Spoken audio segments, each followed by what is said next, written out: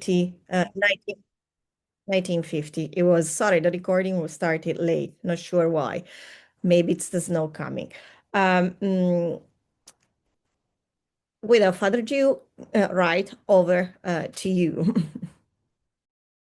Yeah, thank you very much for that introduction, Mara, and very generous introduction. And I'm very excited about the seminar series, and I look forward to watching more of the recordings from previous ones on YouTube. I did put a link in the chat to Mapping Historical New York, the interactive public history project that completed previously.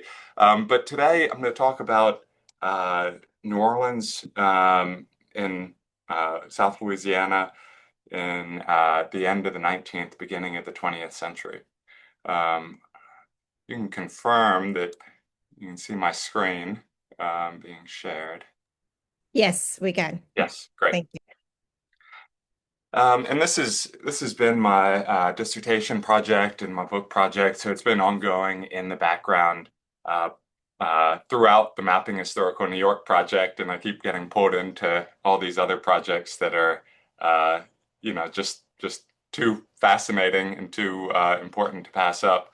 But this is the kind of bedrock project that I've been working on through these years. In particular, it looks at how residential segregation at the end of Reconstruction and beginning of the Jim Crow era in the United States changed disease environments and changed the mortality burdens for Black and white residents differently in New Orleans. And it connects with this larger mortality transition that I'll talk more about in a second.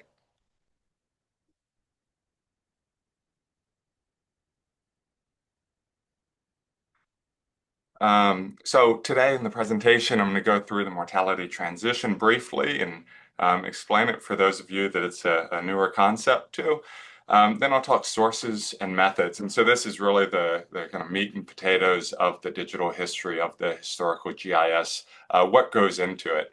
There's been a trend in historical GIS, spatial history in the past of so much focus going on these methods and the sources that it kind of loses touch with the final historiographical intervention.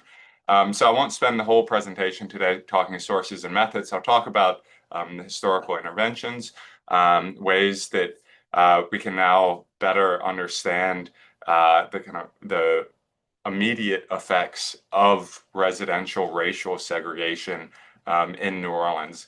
There have been many studies on the long-term effects and kind of ongoing segregation and disparities in races. But this looks at what happens as segregation happens, as segregation unfolds, as neighborhoods are separated and redlined, drawn apart. So for those of you that this is a newer concept, the mortality transition or the second epidemiological transition happened across most of the Western world during the end of the 19th, beginning of the 20th century. We see a decline in infant mortality. This lower chunk of the chart shows the percent of the infant mortality as total percentage of mortality in New Orleans. And so we see this general trend across much of the Western world, declines in infant mortality and increases in mortality at higher age groups. So the top group is 65 and over. The second to top is 45 to age 45 to 65, and so on. And so New Orleans reflects many of the similar patterns to other cities in the US and Europe during this period. During this epidemiological transition, we see a decline in infectious diseases. This was, for infants, but also for prime age adults. Diseases, epidemic diseases such as smallpox and yellow fever, cholera, and then chronic diseases such as tuberculosis. We see with the decline in infectious diseases as a percentage of the total deaths, we see increases in chronic diseases such as circulatory, so diseases of the heart, and nervous system and older age diseases as well, and kidney-related diseases. And so from 1880 to 1915, again, we're seeing pretty similar patterns in New Orleans to other cities and places. If we break it down by disease, we can see these patterns as well. So we can still see the spikes in infectious diseases in certain years, but a general decrease overall, especially in diseases like tuberculosis. Tuberculosis is controlled through sanitary efforts during this period. And then in the 1930s and 40s, we get treatments for tuberculosis that actually can treat the disease itself rather than the conditions of the disease. So here we see tuberculosis in deaths per 10,000. So just about 40 deaths per 10,000 in 1880 in New Orleans. And that declines to 20 deaths per 10,000. So it's almost halved by 1920. Diarrheal diseases, these affect infants primarily. And we see less of a slope compared to tuberculosis, but a plateau here and then declines after the late 1890s. I'll quickly go through these. Malaria, mosquito-borne diseases decline as well, with the realization that mosquitoes spread malaria and mosquito control efforts. Senility is a great example of a disease that ceases to exist. So the idea that senility causes death is removed from the causes of death. We get the first ICD International Classification of Diseases. We're now on ICD 10 or 11, but the first comes out in 1899, 1900, with this idea of classifying diseases by the system that they affect. There we see increases in heart diseases, again, chronic diseases, cancers increase gradually over time, kidney diseases as well. Measles, which we have an ongoing outbreak in South Carolina currently in 2026, but we just, the measles connection with death, we have high morbidity, low mortality from measles. Diphtheria, other childhood diseases, whooping cough, scarlet fever, typhoid fever, pneumonia and influenza. Here we see the 1918 influenza pandemic causing a spike in deaths in New Orleans. But it's very, very seasonal and ebbs and flows over this period. Smallpox, we have major outbreaks in 1883, 1896, and 1900. And some of these are connected with migration from the countryside, from rural areas to the city, and people that had not been exposed to smallpox before and not been inoculated. Yellow fever is one of the diseases most closely connected with New Orleans. The biggest epidemic of yellow fever in the Mississippi River Valley is in 1878, so 2 years before the start of the data set that I'm working with. And it would be off the charts here in the deaths per 10,000. But we get two small outbreaks, 1897 and then 1905 is the last outbreak. And this, again, is a mosquito-borne disease. And by Carlos Finlay, a Cuban doctor, proposed the mosquito as the vector for yellow fever, and then it was definitively proved by Walter Reed in 1900 through experiments. And so by 1905, we know that mosquitoes are the main vector of yellow fever.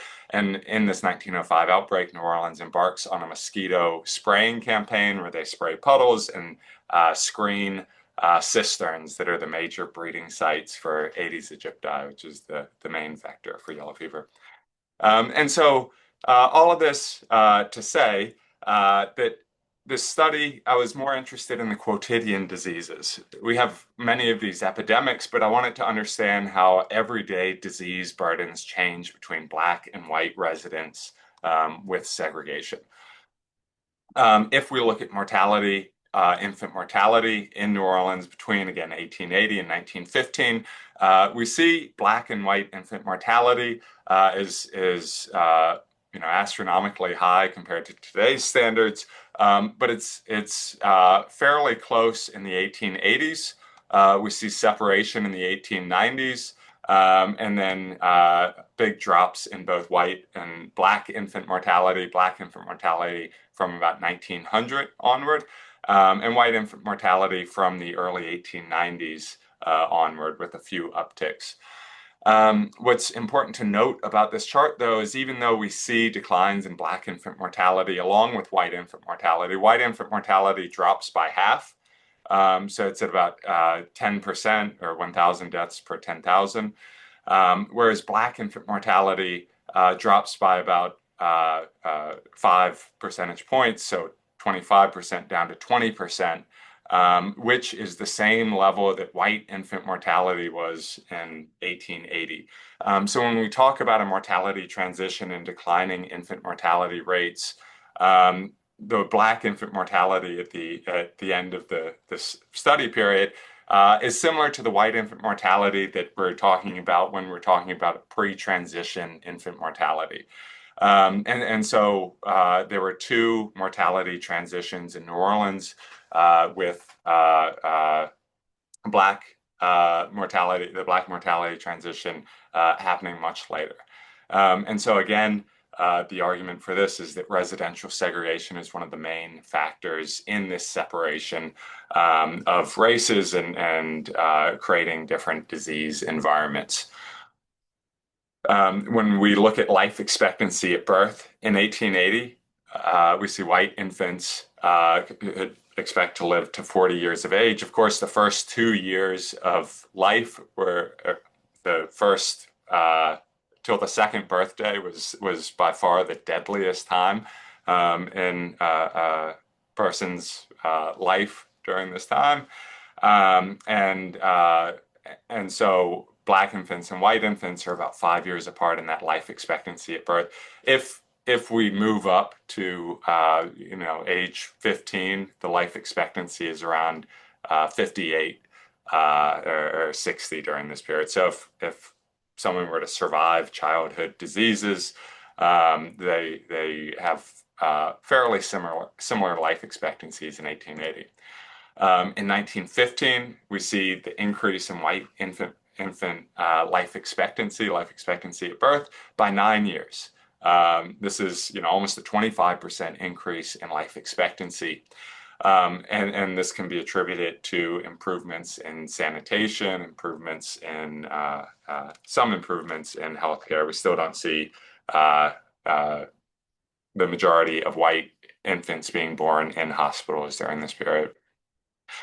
Black infants, on the other hand, could expect to live 2 years less, so 33 years. So again, this mortality transition is specific to white residents, whereas Black residents are seeing a lower life expectancy at birth in 1915 than they were in 1880. So I'll spend much of the rest of the presentation unpacking these numbers and talking about the causes of this.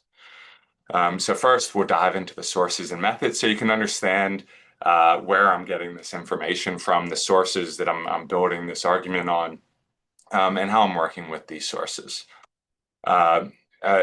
In building historical GIS, we can use historical GISs for a number of different purposes. The big one people think of is analysis, so we can use it to run spatial analysis.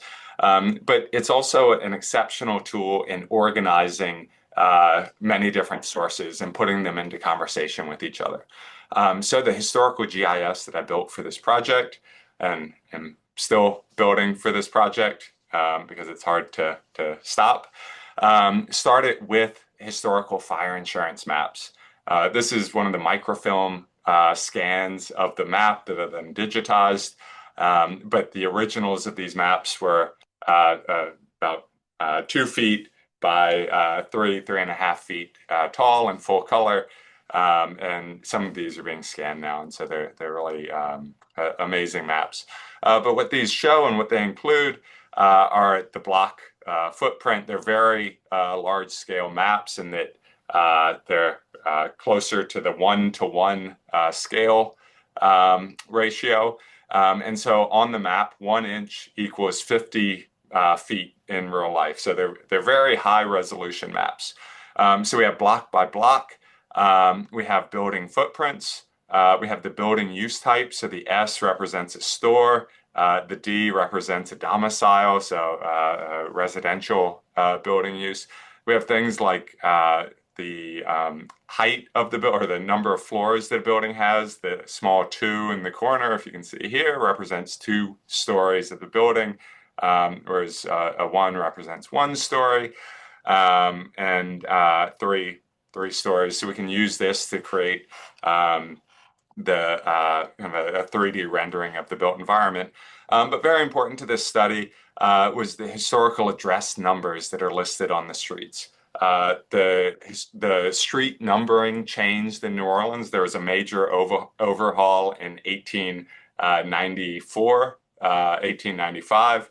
And so building historical street address locators was one of the main underpinnings of this project, along with the Mapping Historical New York project, where we mapped out historical census data.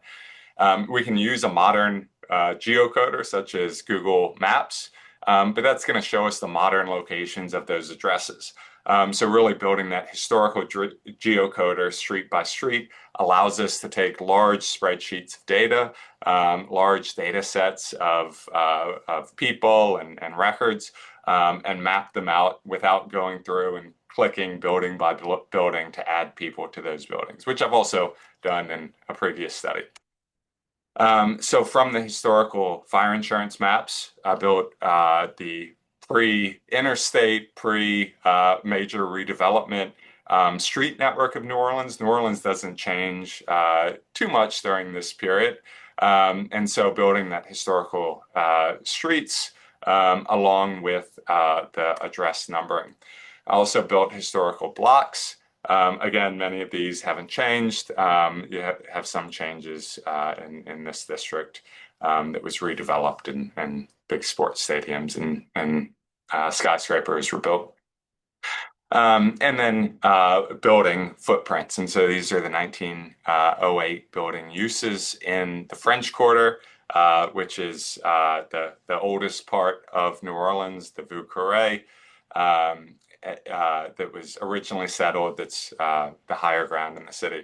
And I'd be remiss not to mention that today is Mardi Gras, so happy Mardi Gras to all, and fitting to be talking about New Orleans on Mardi Gras Day. But this is important because if we see mortality patterns or mortality clusters in an area like this, it's a commercial, manufacturing, and office space area versus mortality clusters in primarily residential areas. So this northern area of the French Quarter. So understanding why we're seeing some of the spatial patterns of the mortality, some of the mortality patterns is important too for disentangling the effects of mortality. Other records that went into this were property tax records. So I went and spent a few weeks of my life scanning microfilm, about 28,000 microfilm records of the property taxes.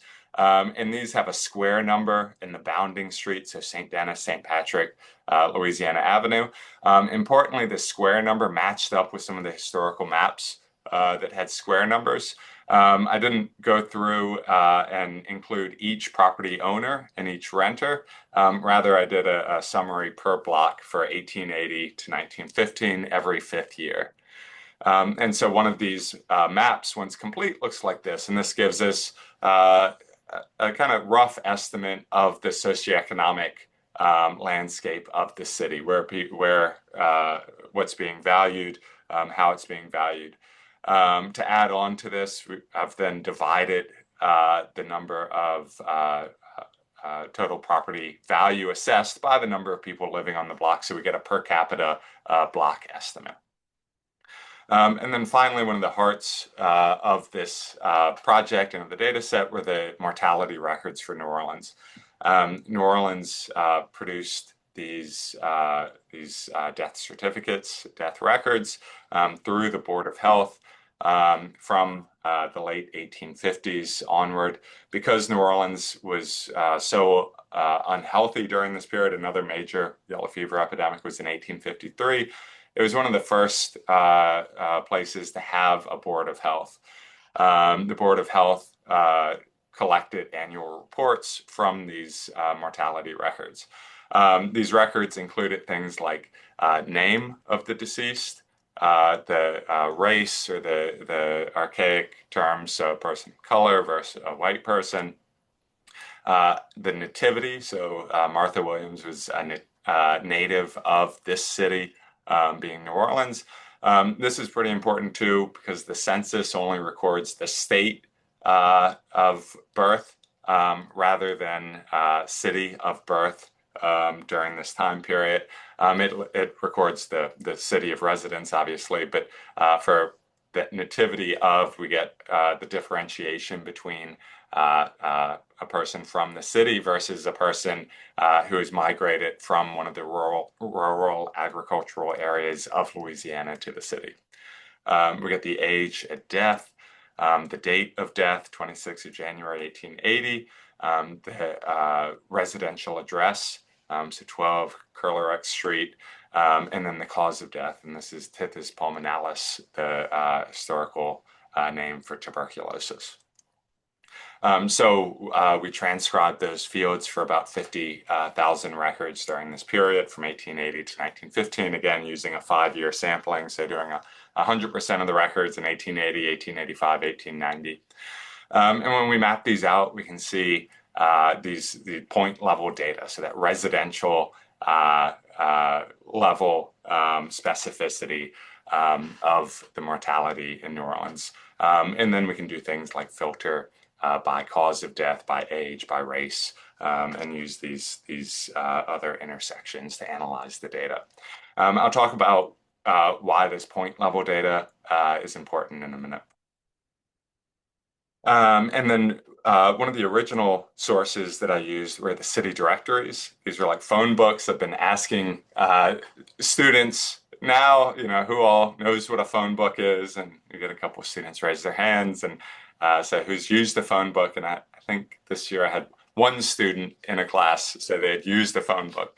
But these are city directories before the phones come in, and we actually get some of the early phone numbers listed in these as well. But they list many of the residents of the city, their home address. We'll often get occupation as well. And when I've compared this to the census numbers, it's about 25 to 30% of the people enumerated in the census. So primarily, I've been treating the city directories like a head of household calculation. New Orleans is one of the few cities with city directories that I've seen that don't list race in the city directory. And I think it's because we have so many variations of race. New Orleans is this famous Creole city and has famous Creole elites. And so I think in part that the people creating the city directory didn't want to try to classify everyone through this. Most other city directories that I've worked with for other cities include race. The other thing about city directories is that we have city directories published every year for New Orleans rather than every 10 years. In the US, the 1890 census burned in a fire in 1921, so we no longer have that person level records for the 1890 census. There are a few states that still have records that had copies, but for much of the country and for Louisiana, we don't have that person level. And so for this study, there's a big gap between 1880 and 1900.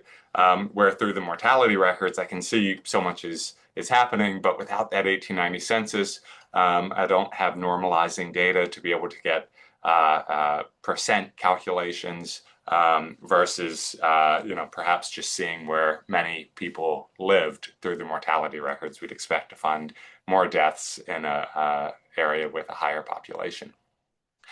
So the city directories are published every year, and they're also we see the biggest updates in city directories compared to the census in census years, but we do see updates throughout each year.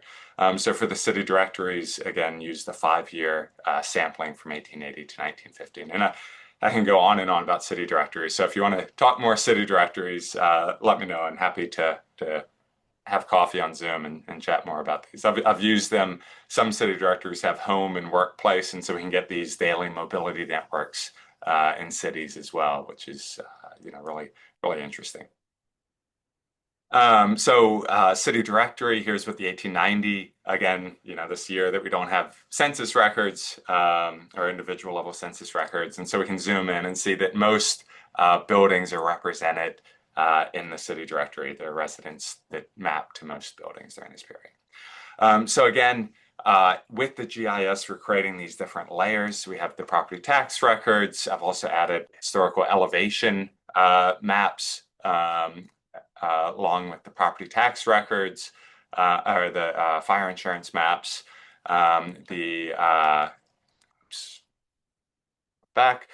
street layer, along with mortalities and city directory layers. And so again, when we talk about putting sources into conversation, in this real world, take that with a grain of salt. But through space, through the shared geography of these different records once mapped, we can then combine. So I have data sets that combine the elevation of a building, the people living in the building, the square footage of the buildings, the property tax records, and so on, all for one record. So we're able to use GIS to organize these sources and link these things up, and then run our analyses on those data sets. When we talk about New Orleans and the environment of New Orleans, most of the city limits stretched out to Lake Pontchartrain. This is, again, South Louisiana. But much of the city, much of the residents, many of the residents lived along the Mississippi River. And that was because this was a natural floodplain before a major installation of drainage systems in the city, which we're seeing through these images. But here's the natural levee. The high ground is along the river. And then this lower lying area is swampland during this period before those pumps that I just showed came into service in about 1915. And so we have the city residents clustering close to the Mississippi River, and it creates this geography of elevation in the city. During just kind of with the tides and the winds in Lake Pontchartrain, this lowest lying area would flood frequently. During major storm events, the area marked by red, so this area marked by red, would flood. We have one in 1849. The levee breaks upriver from the city, and the Mississippi River pours in to the city, and it stops right about at this red line. And then the area above that is never flooded, very rarely flooded. So if we look, the study area for the talk today is the central city area, and I think this is the most interesting area for looking at changing residential segregation in the city. Oh, and I should say this is why New Orleans is located where it is. This is a high ground little portage that runs from the Mississippi River to Bayou St. John, which goes out to Lake Pontchartrain. And it saves about 90 miles from this point in the Mississippi River to get out to the Gulf of Mexico. We use the historic name for that body. But this portage and this high ground is an old stream bed, and so that's why we get the city located here. So if we look at this lower lying area, we can see maps from 1880 showing swampland. In some of the property tax assessments, the city was drawing the blocks in this swampland area, but some of those property tax assessments said could not find parcel or parcel was swamp. One of the problems of past studies of New Orleans, there have been some economists that have looked at it, is that they've used ward level data, this administrative unit, and it's based on the old RPENT system, the long lot system that the French set up in New Orleans and Louisiana, where every property owner got access to the riverfront, but their property stretched back to the lower lying area as well. So this was designed to give everyone access to the transportation network. But when we use ward level data, what it does is it flattens out the highest ground in the city and the lowest areas in the city. And so it obscures many of these patterns. When we look at things such as Black mortality in the city based on that point level data mapping to the residential address, and then looking at, this is a kernel density, so looking at areas of high intensity, we can see Black mortality stretching across these ward boundaries. And as we go from 1900 to 1915, we can see it moving inland towards, it's sort of like spokes on a wheel. And so the Black mortality and Black residents dying are separated out further into different administrative units, making it look like we have declines in Black mortality when really we see small declines in infant mortality and increases in some adult mortality as well. So that was the point that I got to, and then I said, okay, I need to understand how segregation unfolded in the city. And so I'll go through this fairly quickly, but I think it's important for getting at these spatial patterns to understand how environments actually change for residents in the city. When we look at population density in the city in 1894 compared to 1900, I'll go back to 1894 to 1900. You can almost see the city breathing out, right? So these areas, the central city area of New Orleans, the uptown area, we can see that expand out and density increasing along this elevation line, and density increasing along these lines are visualizing the elevations in the city. And through this study, I came to find that the framework of using elevation to understand the city provided some of the best explanation for what we were seeing. And we'll talk more about that in a bit. So if we zoom in on this area, remember the line here is the chronic flooding area. The second line here is the area that just floods during storms. This middle area is the wealthiest area in the city. If anyone's been to New Orleans, St. Charles Avenue runs down this middle area, an area I'm calling the Midlands. And then the high ground in the city is the driest, but it's also closest to the port operations. And so it has a lot of industrial nuisances in the area, such as tanneries and breweries and rope walks and all kinds of things. So it's high density residential density, but also fairly low housing stock in the area. So if we zoom to this area here, these are the lowlands and the bottomlands, and look at this expanding density as it expands upriver. Again, the French Quarter is further downriver, and the city during this period is expanding upriver into these newly added tracts. If we look, so again, the city directory did not have race listed per resident, but they did list the churches by race. So there were Black churches and white churches in New Orleans and a few integrated churches during this period. One thing that I came to in looking at the 1900, there was a major race riot where white residents were burning down Black schools and Black churches. Most of that race riot happened along the boundary between this wealthier area that was, high rents in the area and the low-lying area that flooded during major flooding events, but was still above this chronically flooded area. The blue boxes show black churches, and the squares show the red squares show white churches. And the black squares show areas where white residents were petitioning against black institutions. And so thinking about these cultural institutions and educational institutions as centerpieces of community. We have a black church that was burned in mysterious circumstances, and then white residents petitioned against the reconstruction of the black church, saying that it was a fire hazard. And these are listed in the historical newspaper.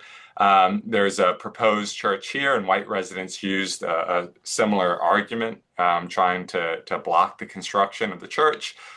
Black school was burned here in the 1900 race riots. And then by 1909, we see white residents petitioning against individual black residents on their block, arguing that it will lower property value. But the thing to take away from this, again, is this more affordable area that's higher density, that's at less flood risk than the bottom lands, this lowest lying area, but again is more affordable here. And so this is really the site of conflict between white and black residents when we see white residents pushing for segregation. Through these small accounts, I realized that fire was a large part of this story. And so here's one of the petitions. But I went and added fire records as well that I'll talk about shortly. This shows the census data from 1900, 1910, 1915. It's a pretty stark color scheme, contrast.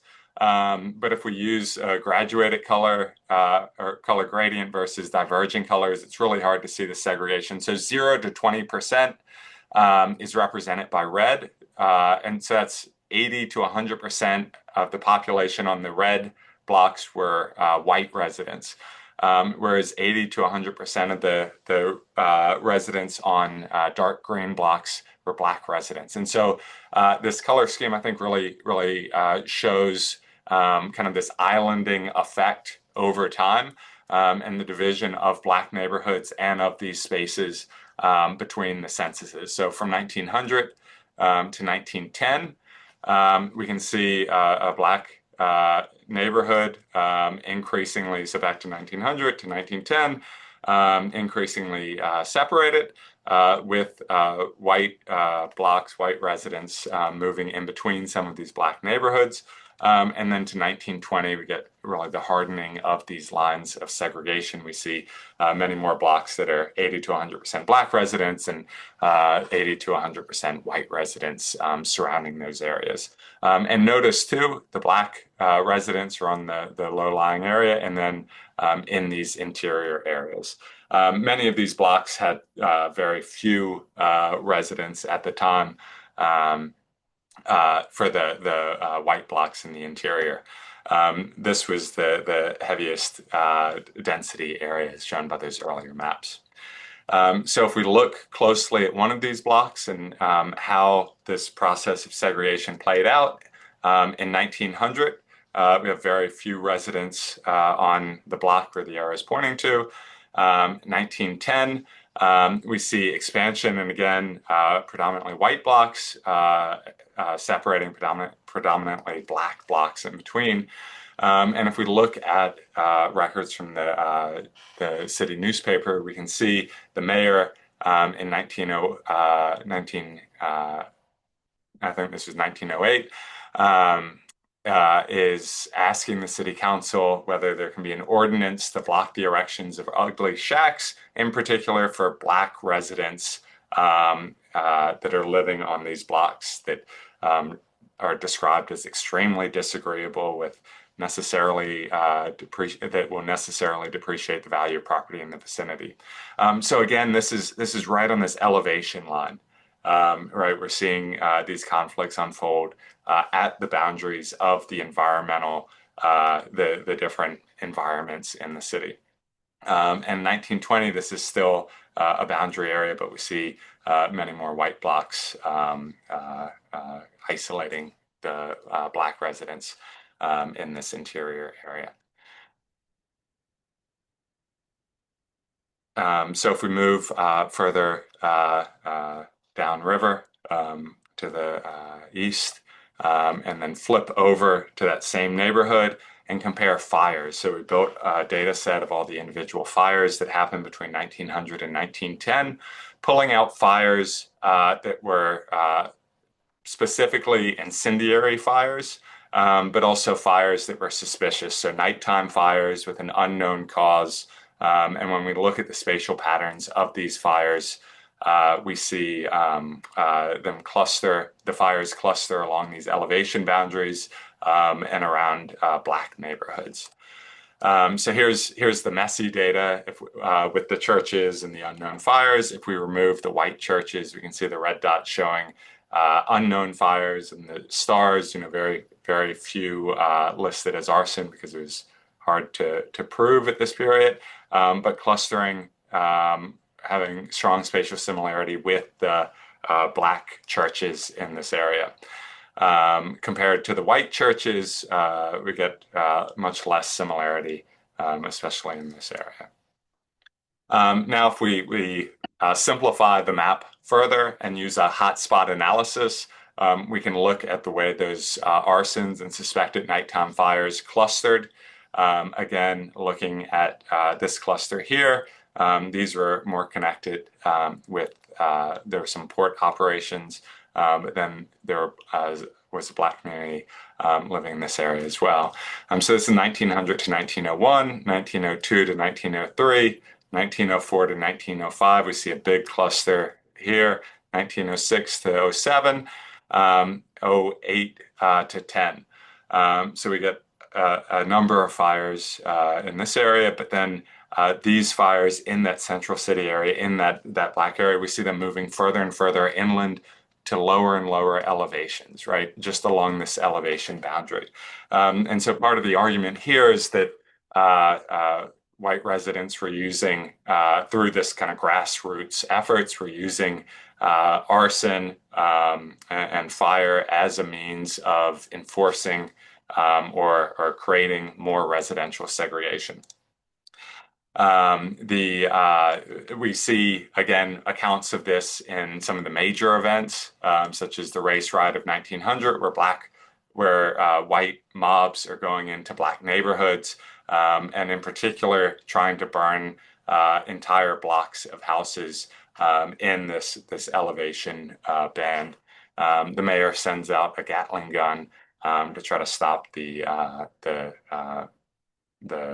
white mobs from burning Black neighborhoods or burning Black residents, because there is such a fear of fire spreading throughout the city, especially amongst the commercial elite, martial elite, martial elite, martial elite, martial elite, martial elite, martial elite, martial elite, martial elite, martial elite, martial elite, martial elite, martial elite, martial elite, martial elite, martial elite, martial Think elite, you've gone in a loop.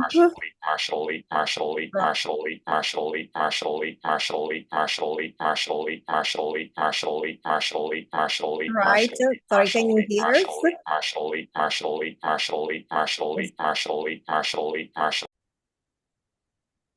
Right, great. Now, yes. Sorry about Thank that. you. All right. No worries, no worries. Thank you. So let's see. So I'll pick up. So one of the future directions we're mapping out, the gay Shattuck law, which was passed in 1908 by the state. It's one of the first segregation laws that we can find, and what it does is it segregates the liquor licenses as given out to saloons and bars across the state. And so when a bar owner applies for a liquor license to the state, they have to specify whether they will serve Black patrons or white patrons. And so we can see in this map the black crosses represent arrests made for violation of the gay Shattuck law, of this segregation of bars. So we see a big cluster, again, overlapping with this spot of fires and arsons with this black neighborhood, and then others scattered about across some of these Irish and black neighborhoods along the river. And I think in part this was designed, again, this is still doing the research on it, but to break some of the labor solidarity that we're seeing between black and white port workers during this time. We have a few general strikes by port workers. They're congregating in drinking places, watering holes to plan these labor movements. And this is a way that the state and city elites are trying to split up the labor movement. So that's some of the future work that we're doing, combining fires with some of these other regulatory things that go into effect. And this is a quick chart. We've been adding to this fire data. We have up to 1915 now, but it's not mapped yet. It's only mapped to 1910. But if we look at the black-white arson exposure ratio, with 1 being even, so even exposure to arsons and suspicious nighttime fires. These are nighttime fires from unknown causes. We can see in 1900, we have fairly standard, and I should say the blue are arson and suspicious fires. The red are total fires, total fire exposure. But things to note, we have a few periods where we have many more black, and when it's on this side of the line, it's for many more for black residents, and this side of the line more for white residents. And so we have arsons peaking in 1901, 1903, 1905. But then really increasing from 1907 to 1908. And we see other increases during this period as well, in things such as the infant mortality disparities. For any fires, we see these peak some, but again, we're taking so many fires across so many blocks. Those are closer to a 1-to-1 ratio. So this means that there were 50% more black, the percent of black residents exposed to an arson fire. So they lived on a block with a fire that was an arson fire or a nighttime suspicious fire in 1908. So again, a lot of this is, we don't have many records. There were very few arrests made for arson. There's one account by the fire chief asking the state to lower the punishment for arson because it was a capital crime and the punishment was death. And the fire chief from New Orleans was saying, no jury will convict someone of arson knowing that it carries a death penalty. So they're aware of arson, but also the idea that it's a capital offense allows many people to get off. So what this means, white residents in that peak year, 10.4% of white residents in the study area lived on blocks with an arson or suspicious fire, 15.8% of black residents. So again, that 50% disparity between the two. And so finally, when we look at mortality, this is overall mortality rate, so the deaths per estimated population between 1880 and 1915. When we zoom down, this is a cross shot, so using those elevation categories, the red line shows the mortality rate. The bars show the total number of deaths, and at the bottom we have the elevation. So we're looking at the bottomland, that categorization of these chronically flooded areas, the lowlands, those areas that only flooded during major events that had some of the highest population density, the midlands that were the wealthy areas, some of the wealthier areas that didn't flood, and then the highlands, which are near the port operations. What we can see here, the highest mortality rates are in the bottomlands and parts of the lowlands. So when we see Black residents being pushed into these lower lying areas, into these areas with higher mortality rates.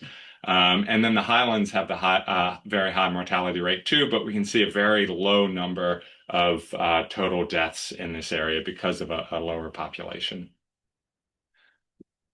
We can look at population density and the concentration of mortality. The blue line shows the highest concentrations of infant mortality, Black infant mortality, whereas this kind of dark red dashed line shows white infant mortality in 1880. We see a lot of overlap between the infant mortality areas. We have families, Black and white families living in the same areas. In 1900, again, we see a decent amount of overlap, but we start to see independent areas of Black infant mortality that don't have high white infant mortality because there are fewer white infants living there.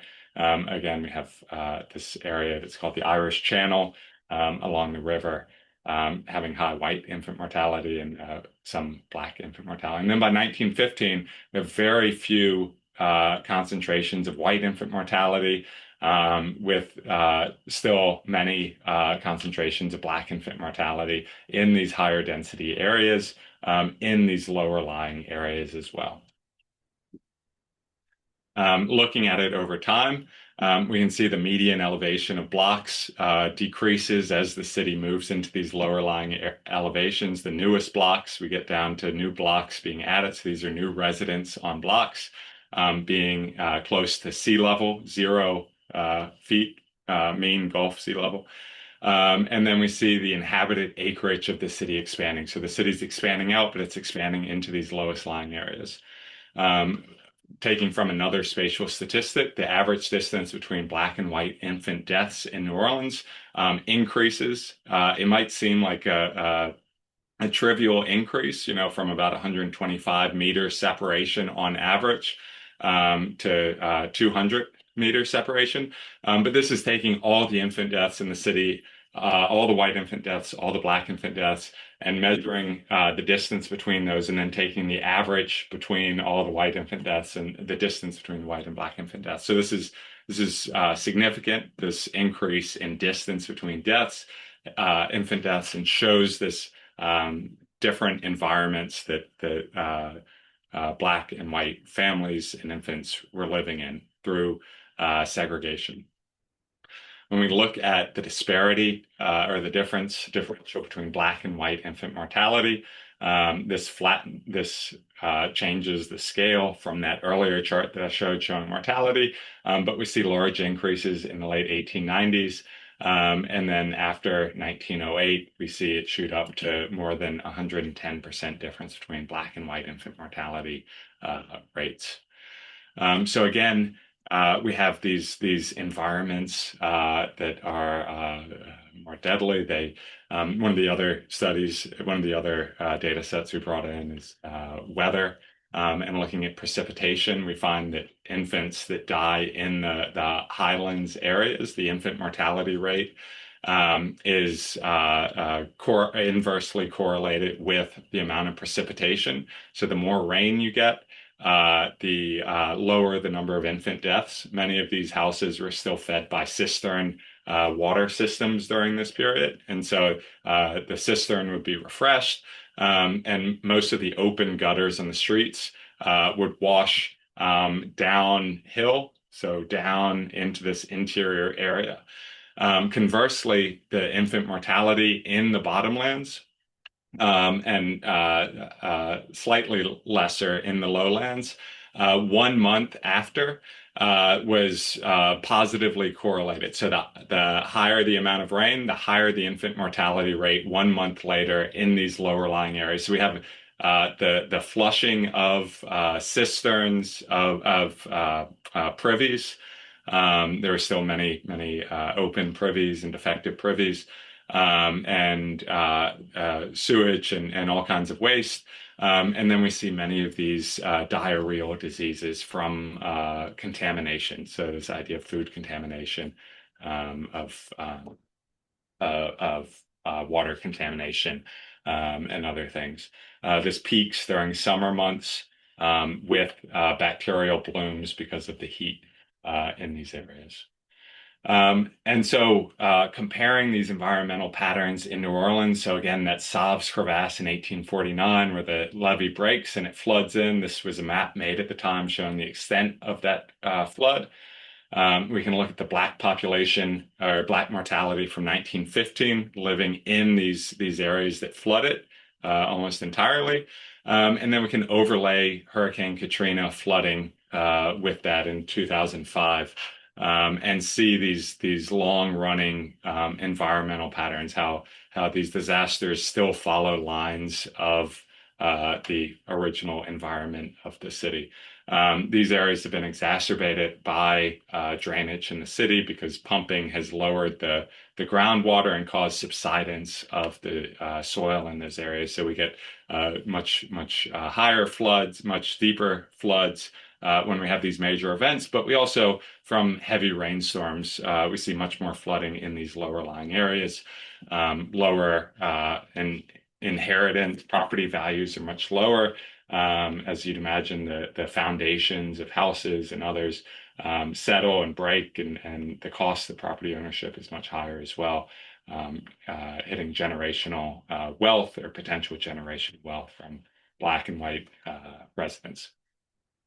So the main argument, different mortality transitions between the Black and white population, the proximate causes of death. For tuberculosis, I didn't talk as much about this in this talk, but was population density, those overcrowded areas in the lowlands. But then for infants, were diarrheal diseases connected to flooding of lower lying areas. So moving into those lower areas of the city. The larger causes, however, the root causes, segregation. We see grassroots segregation through fires from this dispossession on the land. And then we see top-down segregation through segregation ordinances in the city that come about in the 19-teens, along with things such as the liquor license law that differentiates. And then consequently, Black residents have higher exposure to sickness, earlier deaths. This creates family instability for Black residents. We see that difference in life expectancy at birth being 15 years between a Black infant and a white infant born in 1915. Socioeconomic oppression through environment and health is apparent when we start mapping out these patterns and looking at these spatial parts to recover some of the context for sources that we don't have, first-hand accounts from. And I should say too, most of these numbers and statistics are from, the number of fires per person is from mapping out the fires, mapping out the population, and then putting those numbers together to then pull out the statistics and to be able to pull out that evidence that connects with, that supports these major arguments. So with that, I'll end it. Thank you all for listening, and I look forward to the questions.